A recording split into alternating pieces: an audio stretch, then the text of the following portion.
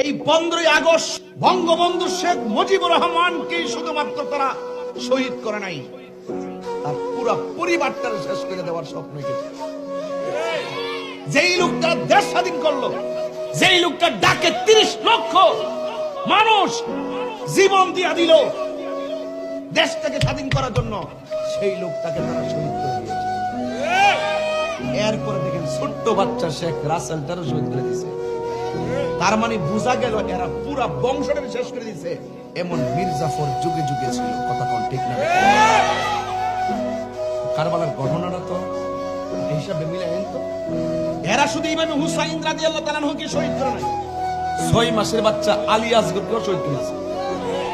তাইলে বোঝা গেল এর উদ্দেশ্য হলো ভিন্ন, পুরা নবীর বংশটাকে শেষ করার জন্য যারা ছক আঁকছিল, কথা কোন ঠিক না? বেটা ভাগ্যক্রমে জয়নাল আবদিন বেঁচে গেছে, এই দিকটা আমার দেশের ভিতরে ভাগ্যক্রমে শেখ হাসিনা বেঁচে গেছে।